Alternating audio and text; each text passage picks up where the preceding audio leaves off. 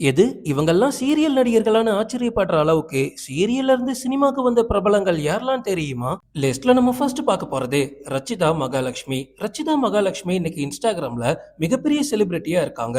அதே நேரம் சினிமாவுலயும் வளர்ந்துட்டு வரக்கூடிய ஒரு நடிகையா பார்க்கப்படுறாங்க. ஆனா சில வருஷங்களுக்கு முன்னாடி இவங்க ஒரு அழகான சீரியல் நடிகை. பிரிவும் சந்திப்போம் மற்றும் சரவணன் மீனாட்சி இந்த 2 சீரியல்கள் மூலமா தமிழ்நாடு முழுக்க ஃபேமஸ் ஆனாங்க. தமிழ்நாட்டுல இருக்கக்கூடிய ஒவ்வொரு வீட்டுக்கு வீடு ரொம்பவே ஃபேமஸ் ஆயிட்டு வந்தாங்க. அதுக்கப்புறமா சில வருஷங்கள்லயே இவங்களுக்கு பிக் பாஸ்ல ஒரு வாய்ப்பு கிடைக்குது. அந்த வாய்ப்பை நல்லாவே பயன்படுத்திக்கிட்டாங்க. அதன் மூலமா ரச்சிதா மகாலட்சுமி நல்லா ஃபேமஸ் ஆனாங்க. அப்போதான் இன்ஸ்டாகிராம்ல அடுக்கடுக்கா கிளாமரான போட்டோஸ அப்லோட் பண்ண ஆரம்பிச்சாங்க. அதன் மூலமா அவங்களுக்கு பட வாய்ப்புகளும் வந்துச்சு. கடைசியா அவங்க நடிச்ச ஃபயர் படத்துல சும்மா ஃபயரா நடிச்சிருப்பாங்க. அந்த படத்தை பார்த்த எல்லாருமே சீரியல் நடிகை ரச்சிதா மகாலட்சுமியா இது என்ன இப்படி நடிச்சிருக்காங்க அப்படின்னு வாய் பொளந்து பார்த்துட்டு இருந்தாங்க. லிஸ்ட்ல நம்ம அடுத்து பார்க்க போறது விஜே அர்ச்சனா. அர்ச்சனா உண்மையாவே நல்லா வளர்ந்துட்டு வரக்கூடிய ஒரு நடிகையா பார்க்கப்படுறாங்க. சில வருஷங்களுக்கு முன்னாடி ராஜாராணி 2 சீரியல்ல ஒரு சாதாரண சீரியல் நடிகையா தன்னோட கெரியர் ஆரம்பிச்சு அதுக்கப்புறமா எக்கச்சக்க ஷோக்கு விஜே பண்ணிருக்காங்க.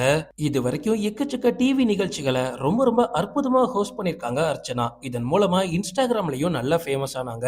அதுக்கப்புறமா அடுக்கடுக்கா தன்னோட டேலண்ட காமிச்சிட்டு வந்த இவங்களுக்கு டிமாண்டி காலனி 2 படத்துல நடிக்கக்கூடிய வாய்ப்பு கிடைச்சிச்சு. விஜய் அர்ச்சனா கூட ரீசெண்டா தன்னோட இன்டர்வியூல எப்படியாவது சினிமா நடிகையா மாறணும் அப்படின்றது தான் தன்னோட ஆசை அப்படின்னு சொல்லியிருப்பாங்க.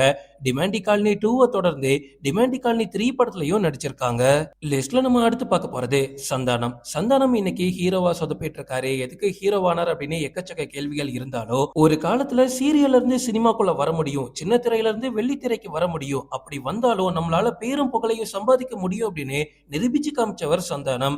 ஆரம்பத்துல லொல்லு சபா நிகழ்ச்சியில ஒரு காமெடியனா விஜய் டிவில நடிச்சிட்டு இருந்தாரு. அதுக்கப்புறமா அங்க இருந்து பேசாத கண்ணும் பேசுமே அப்படின்ற படத்துல ஒரு நடிக்க வாய்ப்பு கிடைக்குது. அதை நல்லாவே பயன்படுத்திக்கிட்ட சந்தானம் அடுத்தடுத்த காமெடி படங்கள்ல கமிட் ஆனாரு.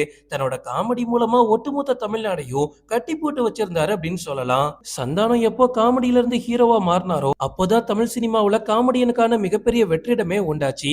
பட் எது எப்படியோ சின்ன திரையில இருந்து வெள்ளி திரைக்கு வந்தா மிகப்பெரிய அளவுல சக்சஸ் ஆக முடியும் அப்படின்றதுக்கு சந்தானம் ஒரு நல்ல எக்ஸாம்பிள். லிஸ்ட்ல நம்ம அடுத்து பார்க்க போறது கவின். கவின் இன்னைக்கு எக்கச்சக்க படங்கள்ல நடிக்கலாம், ஒரு ஹீரோவா வலம் வந்துட்டு இருக்காரு.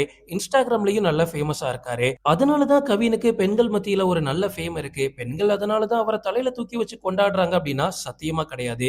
இது எல்லாமே பல வருஷத்துக்கு முன்னாடியே கவின் பண்ணிட்டாரு. சரவணன் மீனாட்சி அப்படின்ற சீரியல்ல அவர் நடிச்ச கேரக்டரை இப்ப வரைக்கும் யாருமே மறந்திருக்க மாட்டாங்க. அப்போ ஆரம்பிச்ச ஃபேன் பேஸ் தான் இப்போ வரைக்கும் வளர்ந்து நிக்குது. கனா காணும் காலங்கள் மற்றும் சரவணன் மீனாட்சி இந்த 2 தொடர்கள் மூலமா கவின் தமிழ்நாடு முழுக்க ஃபேமஸ் ஆனாரு. அதன் மூலமா தான் சத்திரியன் அப்படின்ற படத்துல நடிக்கக்கூடிய வாய்ப்பு அவருக்கு கிடைச்சிச்சு. ஆனா அவரை ஹீரோவா உயர்த்தி விட்ட படம் அப்படின்னா லிஃப்ட் மற்றும் டாடா. இந்த 2 படமும் அவரோட கெரியர்ல ரொம்ப முக்கியமான படம். இப்பவும் அடுத்தடுத்த படங்கள்ல கமிட் ஆயிட்டு வராரு. சோ அடுத்த 5 வருஷத்துல கவின் தமிழ் சினிமாவோட முக்கியமான நடிகரா மாறதுக்கு வாய்ப்பு இருக்கு. லிஸ்ட்ல நம்ம அடுத்து பார்க்க போறது பிரியா பவானி சங்கர். பிரியா பவானி சங்கர் இன்னைக்கு பாக்குறதுக்கு எவ்வளவு அழகா இருக்காங்க அப்படின்னு எல்லாருக்குமே தெரியும். ஆனா அவங்க முதல்ல தன்னோட கெரியரை ஆரம்பிச்சது ஒரு செய்தி வாசிப்பாளரா. அதுக்கப்புறமா விஜய் டிவில ஒளிபரப்பான கல்யாணம் முதல் காதல் வரை அப்படின்ற சீரியல்ல நடிக்கக்கூடிய வாய்ப்பு கிடைச்சிச்சு. அந்த சீரியல்ல பாக்குறதுக்கு பிரியா பவானி சங்கர் இவ்வளவு க்ளோயிங்காலாம் இருக்க மாட்டாங்க. அதுக்கப்புறமா தான் அவங்களுக்கு மேயாத மான் அப்படின்ற படத்துல நடிக்கக்கூடிய வாய்ப்பு கிடைச்சிச்சு. தன்னோட முதல் படத்திலேயே ரொம்ப ரொம்ப ஃபேமஸ் ஆயிட்டாங்க. அந்த படத்தோட வெற்றிக்கு அப்புறமா பிரியா பவானி சங்கர் ரொம்ப குறுகிய காலத்திலேயே முன்னணி நடிகர்கள் கூட நடிக்கக்கூடிய வாய்ப்பு கிடைச்சிச்சு. லிஸ்ட்ல நம்ம அடுத்து பார்க்க போறது வாணி போஜன். சின்ன திரை ரசிகர்களுக்கு வாணி போஜன் அப்படின்னாலே முதல்ல ஞாபகத்துக்கு வரது தெய்வ மகள் சீரியல் தான். உங்கள எத்தனை பேர் தெய்வ மகள் சீரியல் பார்த்திருக்கீங்க? அதுக்கு முன்னாடியே ஆகா அப்படின்ற ஒரு சீரியல்லையும் இவங்க நடிச்சிருக்காங்க. சினிமாவை பொறுத்த வரைக்கும் ஒரு இரவு அப்படின்ற படத்துல இவங்களுக்கு வாய்ப்பு கிடைக்குது. ஆனா பெருசா அந்த படத்தின் மூலமா இவங்களுக்கு எந்த ஒரு ரெகக்னேஷனும் கிடைக்கல. இவங்க ஹீரோயினா சக்சஸ் ஆன படம் அப்படின்னா ஓமை கடவுளே. அந்த படத்தின் மூலமா வாணி போஜனுக்கு தனி ஃபேன் பேஸே உருவாகிச்சு. இன்னைக்கு தமிழ் மற்றும் தெலுங்கு சினிமாக்கள்ல தொடர்ந்து நடிச்சிட்டு வராங்க. சின்ன திரையில இருந்து வெள்ளி திரைக்கு வந்த உங்களோட ஃபேவரட்டான பிரபலம் யாரு அப்படின்றத கமெண்ட்ல சொல்லுங்க. ஓகே ஃப்ரெண்ட்ஸ், இதோட இந்த வீடியோக்கு நான் எண்டு கார்டு போட்டுக்கிறேன். அடுத்த வீடியோ பார்க்கிறதுக்கு தொடர்ந்து எங்களை ஃபாலோ பண்ணுங்க.